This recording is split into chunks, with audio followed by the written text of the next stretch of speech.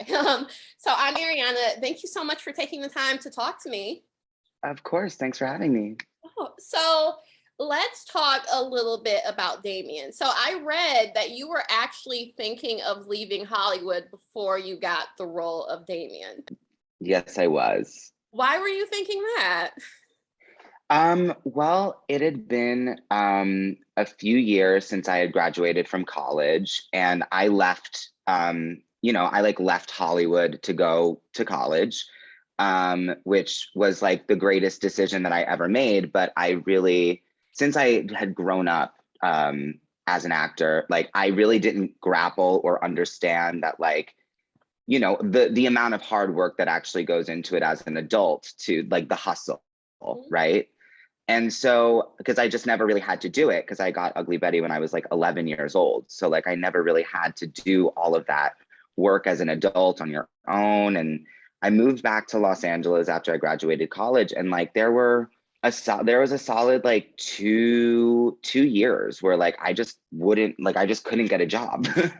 And I mean, as an adult, like life kind of kicks in where it's like this, if this is going to be my career, like it has to be, I have to make money doing it. And I went to college for international relations and foreign policy. So I was thinking about leaving Hollywood and going back to school and getting my master's, and kind of pivoting.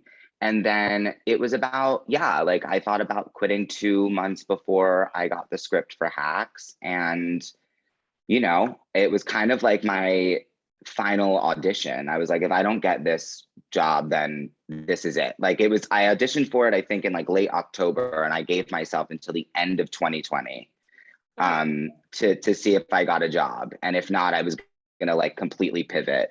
And so I'm glad that I didn't. I'm glad that I got it. That was a lot of pressure to put on a person in 2020 during I know. 2020 was also, yeah, I mean, it was also just the, horrible year for the world. So, there's that added stress as well. Yeah. Where did you go to college? New York University. Oh, I went to NYU too for grad school. Really? What school did you go to? Steinhardt. Oh, amazing. I was at Gallatin. Oh, cool. You guys are the cooler version of Steinhardt, is what I always think. Please, girl. No, Gallatin is just like the group of kids that just like doesn't talk to anyone. Like individualized study and like individualized experiences. So how was it like to kind of go from a child star to kind of a regular New York college student? I mean, I think that I was craving that, I think that because I was so young when my career kind of started, I never really had a real opportunity to be like anonymous, like as like an adolescent, you know what I mean? As a child, of course, but like that, in those really formative years, like I feel like I kind of missed out on like being a teenager in a way. And I mean, from what I've heard, it wasn't all that great. So apparently I didn't really miss that much. But I was I was kind of craving this like leaving just the kind of like zeitgeist of like Los Angeles and Hollywood and all of that, and going back to New York, a city that I had already loved so much. And also like it had been kind of pounded into my head from everyone around me, my parents, my studio teacher, all of the cast of Ugly Betty, my agents, my managers, like that, like I was going to go to college. That college was like kind of in, like it wasn't a negotiable thing. So I knew that I was going to go. And then, NYU, I really wanted to go there, and I ended up getting it. And it was the best decision that I ever made, because it really allowed me to kind of redevelop like social skills that I feel like I had lost, like with like my peers, like with people my own age. Cause I had like my career up until that point, like I was only working with adults. And while that like does do something beneficial, I think in terms of like your maturity level or whatever, like you still need to be able to relate to people your own age. And I think that was kind of the most jarring thing about being at NYU, was like, there's just a bunch of college students around, I just had not been in that kind of situation. And on top of that, like, I was since I had a studio teacher and things like that, like I was always the smartest person in the room because I was the only one in the room. So like going to college and going to like an elite college like that was also a very humbling experience. I mean, I had to work really, really, really hard. And I think that it it instills you with a sense of work ethic that you probably like couldn't even imagine before. At least I could not even imagine before. And so yeah, I mean, I think that it was a very humbling experience, I think, is the kind of gist of it. And I'm so happy for that. For sure. So speaking of you being a child star, you weren't the traditional child star. Like you Right. only have one episode of Disney Channel under your belt. Your iconic That is true. musical Sweet Life of Yes. I've done so much work, and yet that is the one thing that really sticks with me. Dylan and Cole still make fun of me about it. Yeah, I saw your TikTok about your false. They still will make fun of me about it, which is so funny because it's like they did way more. I could send them a plethora of things. I don't. Yeah. Because I don't want to embarrass them. No, it's fine. We joke about it all the time. Yes, and they went to NYU as well. But they went to Gallatin as well, yeah. Yeah, but how was it kind of like taking a bit of an untraditional child star role, but also kind of the entire responsibility of, at that time, you were one of the youngest LGBTQ characters on television, while you're also the youngest. Yeah, you're a child of yourself, probably exploring your own sexuality. How was it like to have to grapple with that in like one of your first roles and you're on an award-winning sitcom? Yeah, I mean, I think that one of the kind of the biggest blessing of doing that in the context of Ugly Betty was the fact that I was supported, like extraordinarily supported by my cast. So, Anna Ortiz, who's still one of my is truly my best friend in the entire world to this day, America Ferrera, Vanessa Williams, Judith Light, and the like, were very, very conscious of the responsibility that I was taking on unknowingly because I was so young. I had no idea what the show really even meant, what the character really even would mean. I mean, none of us really knew what the success of the show would be, of course, as you never know. But then on top of that, I'm like an 11, 12-year-old kid. But the sense of protection that I felt, to be able to not feel the shame of because, think about it, it's 2007. Like the world was a very, very different place. The landscape of media was a completely different place. So and also I think that the ways in which, and I've recently spoken about this, is that like the ways in which journalists were able to talk to children at that time is completely different than the ways in which you can talk to children today. Yes. You can never ask a 12-year-old on a red carpet if they're gay or not. Yeah. You just couldn't. No. It's completely inappropriate, it's completely unethical, and it's completely unprofessional.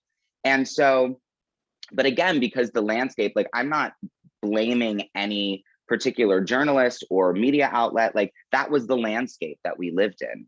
And that was permissible, right? But I was very, very protected by, like, if we were on a red carpet and someone would say something to me, Anna would immediately, or America would immediately interject as adults and say, like, that's an inappropriate, you cannot ask this kid that. And so I think that my time, I don't think I really grappled with what Justin meant or what Ugly Betty means to people until honestly quite recently, in the last, I would say, 2 years. I still have not seen like most of Ugly Betty. I've seen 2 episodes of the 85 that we did.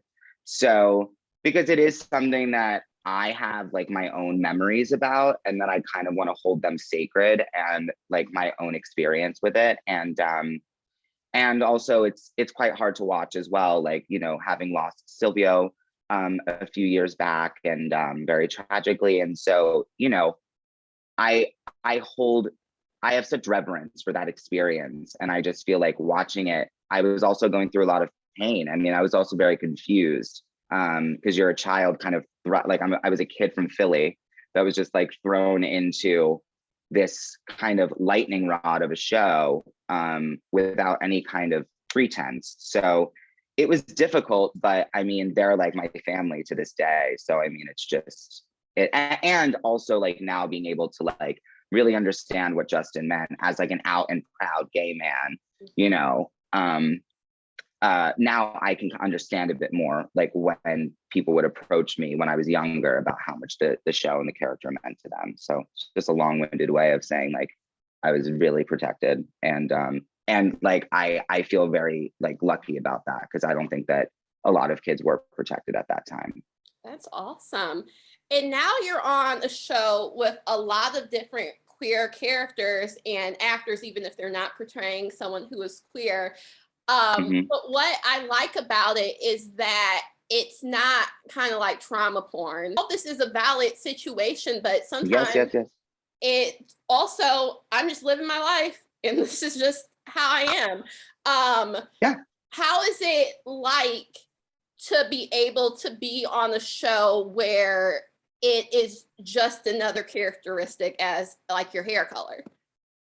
We all feel extremely grateful for this kind of, you know, for this space. You know, I mean, I think that all six of us, I think like the queer cast members of Hacks, whether or not we're playing queer characters or not, you know, I think that it really does start from the top down though, because Paul, Lucia, Jen, the entire team that created this show, that kind of runs the whole situation, it was never a question for them about whether or not we would be having these kind of trauma bonding stories, right? And I think that, excuse me, I think it was Poppy that said it best, who plays Kiki on Hacks, and they were saying like just that to let us be, and to you know, that allows us to like really flourish, paraphrasing, but like it really allows for people to see queer characters perhaps in a different light. I mean, namely that of Marcus and Ava, that like their queerness is discussed in a very lovely way, and not in like a careful walking on eggshells way, but in a very kind of like matter of fact way, like these conversations on gender, on sexuality, on, you know, on sexual orientation. So it's like, I think that also just is directly correlated to the people that created the show. I mean, these are people that are, you know, the most inclusive, the most loving, and also like champions for queer artists and queer culture. I mean, like they want to see that representation. And I mean, when I read the script for Damien was completely nondescript. Like Damien could have gone one of two ways. You know, Marcus and Ava, obviously Ava's bisexual, Marcus is gay. That was already kind of set in stone, right? Like for their characters, like for their narrative and whatever. But for Damien, you know, it was just Deborah's assistant. I just played it the way that I thought that it should be, the way that I wanted to play it. And that was essentially what they decided on. But Damien could have been a straight character.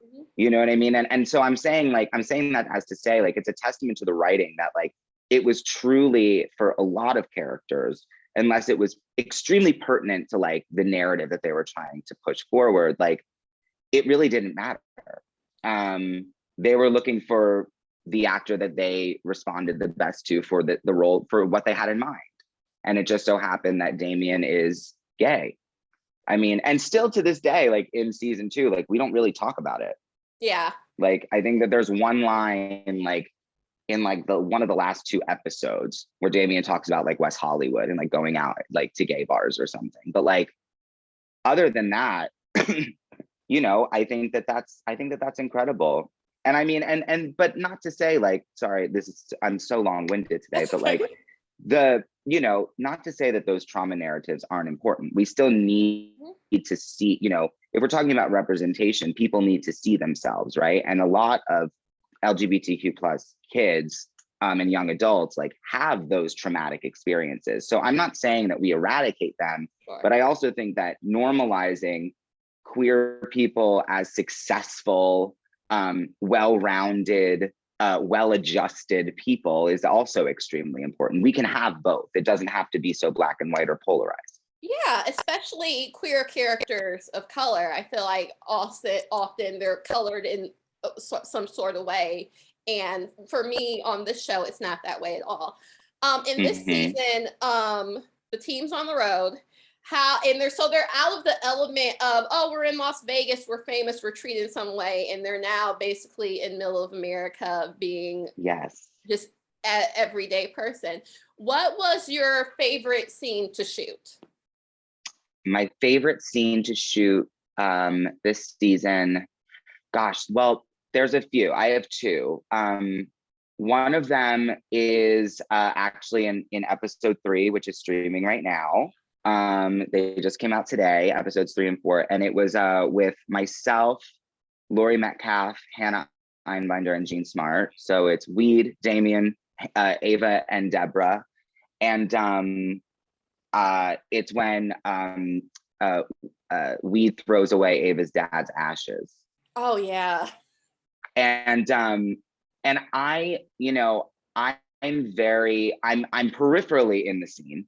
But a lot of the scene is me kind of like hanging out of my bunk, like watching these interactions happen. And it truly is like just a masterclass of like watching these, watching two living legends spar, and then, the extreme, like stupendous talent that is Hannah Einbinder, like really just watching them, I was like, oh shit, I have to say something. Like I'm in this scene.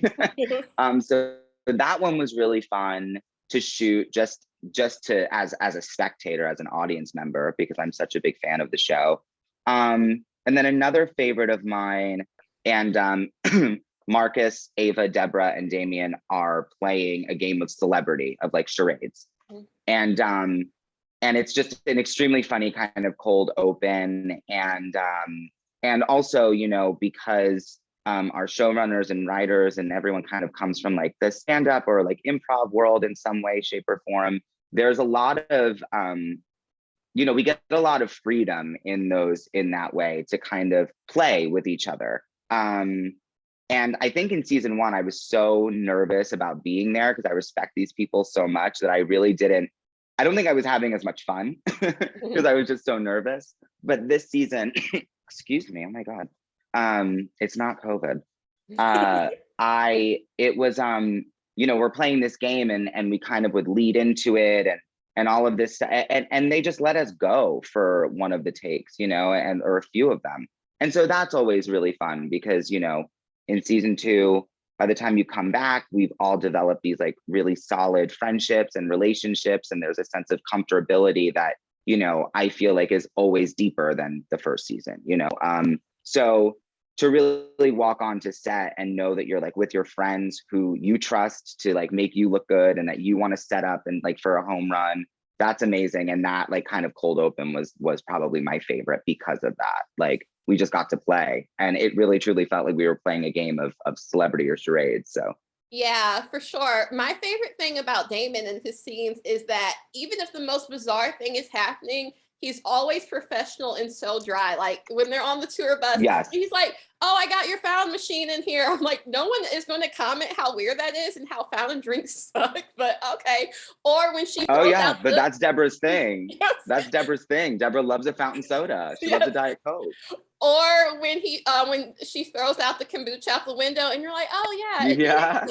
I just like how it's so funny because it's like I think a lot about that. And I mean, and it's obviously like in the writing brilliantly. Like I just see the lines jumping off the page in the way that I want to say them, but also having Paul Lucci and Jen there every day, all day, they're so brilliant that like when we do stuff, I'll just be like, can you just give me like, how do you want me to say it? Like, and Lucci is like over the loudspeaker, like, say it like this. Perfect. Like, because sometimes actors are like, I don't want a line reading. I'm like, I'm waiting for my line reading because I know that their ideas are better than mine. Not to say that they don't give me like the space to perform, but I just appreciate and respect them so much that like the dryness and all of that for Damien is, I have a tendency to maybe go a little bit like bigger or like a little bit more like manic. Like I kind of love like the manic side of Damien.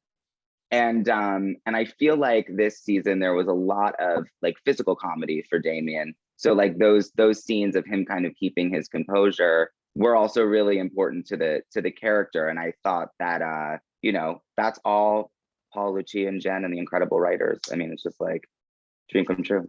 Yeah. I saw on your Instagram, I could be right, I could be completely wrong. I think you guys are on an upcoming episode of Family Feud. Yes, we are.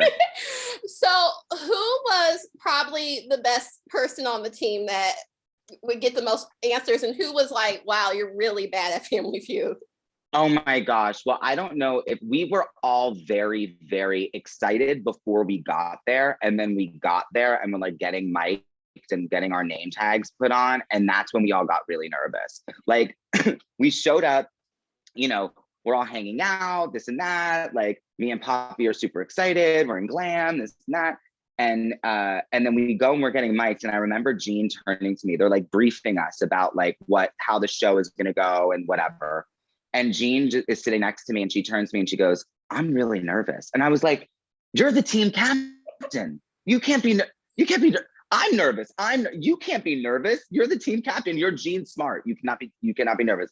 So we walked into it being very nervous. And I think that we all did really well. Like, I feel like we all did equally well and poorly, but I will, well, I don't want to give it away. Yeah. But we, you know, going up there and having to stand there and hit that buzzer, listen, it's very easy to do it from the safety of your couch. When you're standing up there in front of Steve, it's a completely different story. I'm telling you. Awesome. Well, I can't wait for the episode and to see who you're actually going against, because I don't know that as well. So. Oh, they're so great. I love their show. So, okay. But I won't give it away. Yeah, I'm very excited for that. But thank you so much for taking the time to talk to me. It was great to hear about your career and a fellow NYU alum. So I can't wait to talk to you about future projects. Fellow NYU alum, we got to stick together, girl. Oh, thank you so much. Have a great day. You too. Thank you. Bye. Bye.